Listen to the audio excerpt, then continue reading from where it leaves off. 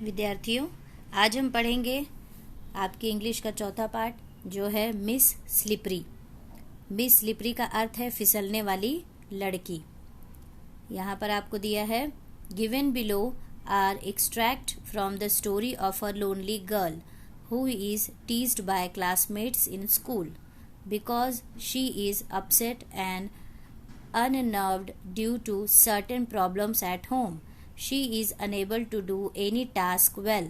The story tells us about what happens next.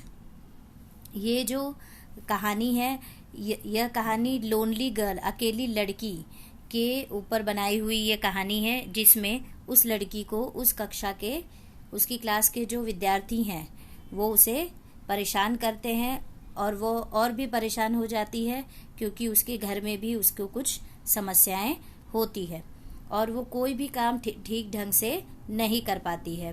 तो चलिए हम देखते हैं कि आगे इस स्टोरी में क्या होता है।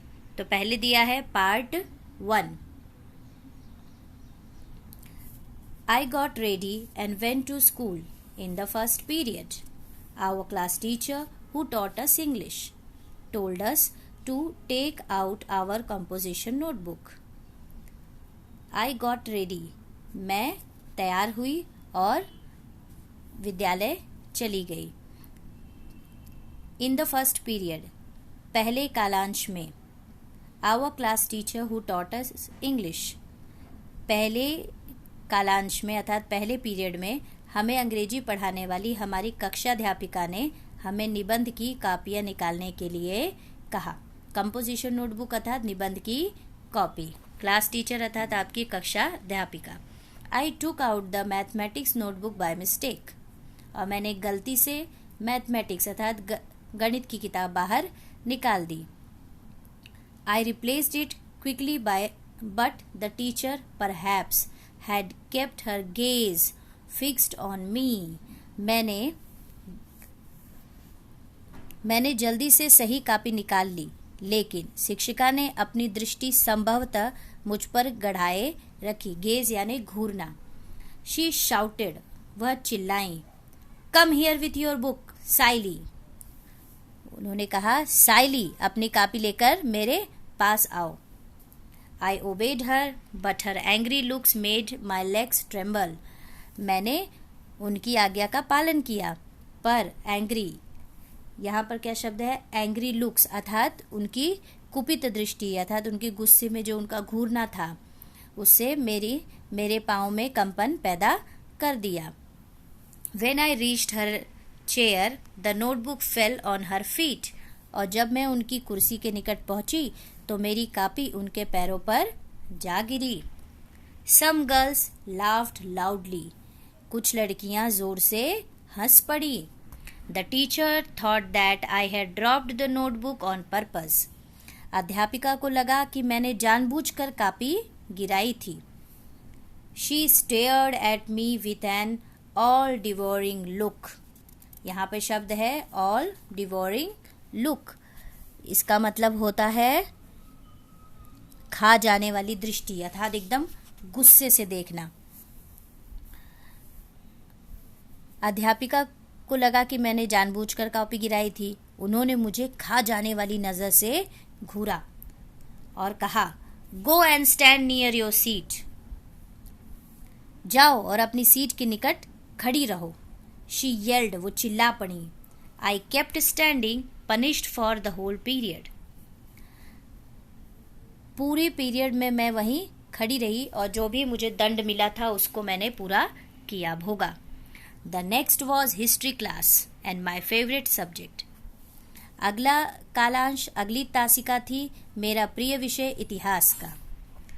The teacher had asked us to memorise the causes and effects of the battle of Panipat,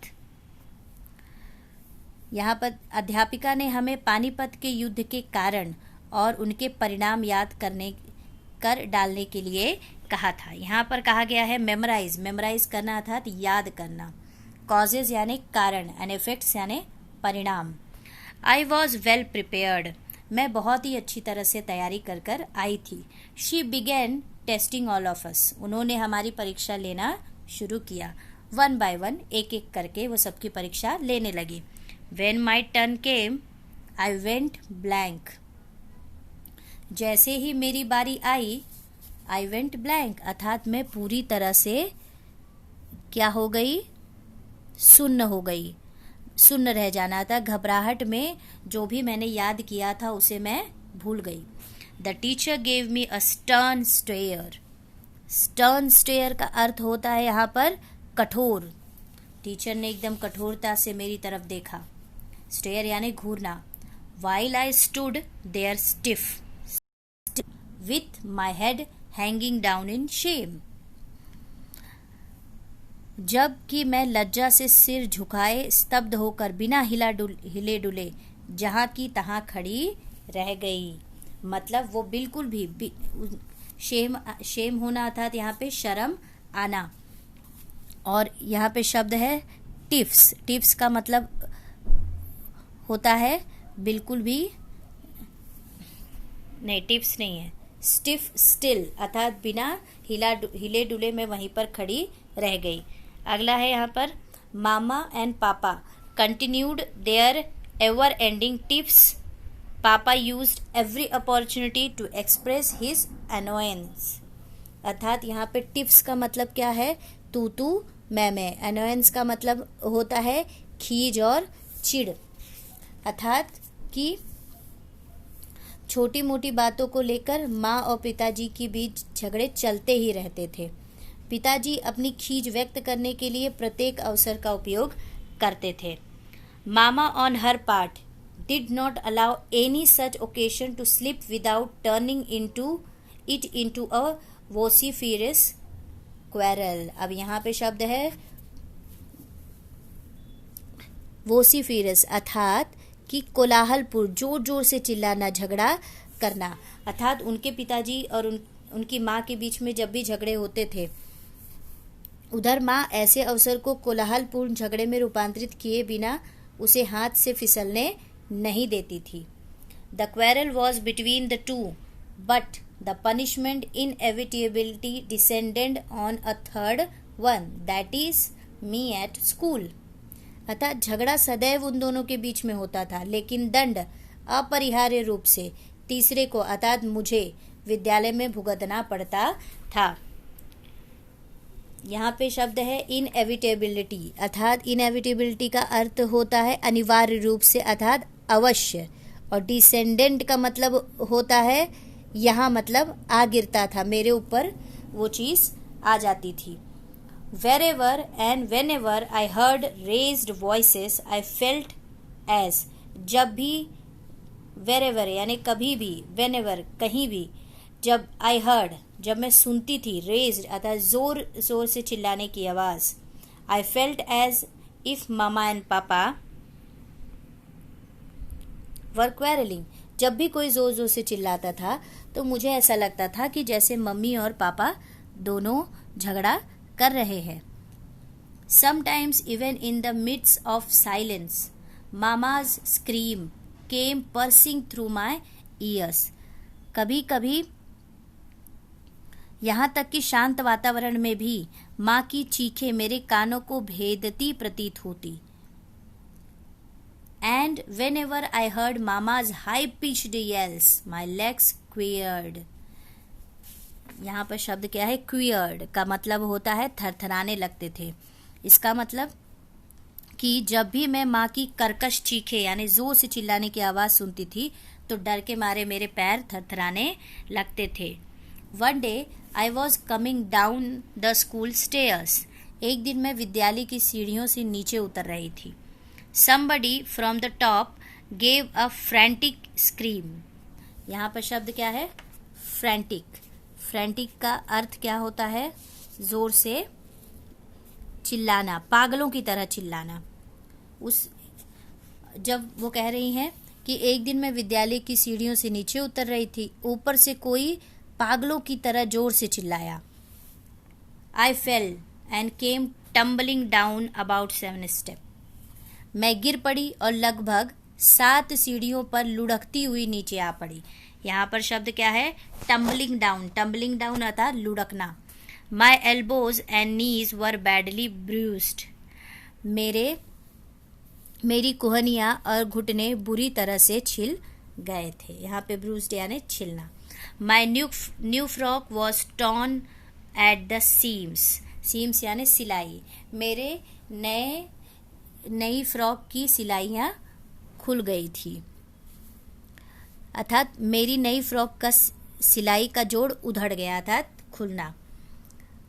When I reached home, जब मैं घर पहुंची, मामा shouted, मम्मी चिल्ला उठी, I am sick of you. When will you stop making me pay through my nose for such extravagant losses? अरे दुष्ट लड़की, मैं तो इससे तंग आ गई हूँ। इस प्रकार अनावश्यक नुकसान की भारी कीमत चुकाने के लिए तुम मुझे मजबूर करने से तू कब बाज आएगी।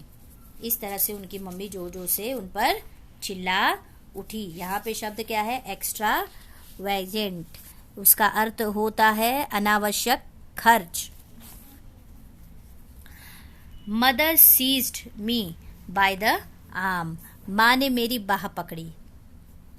Gave me a good jerk and seated me on the bed.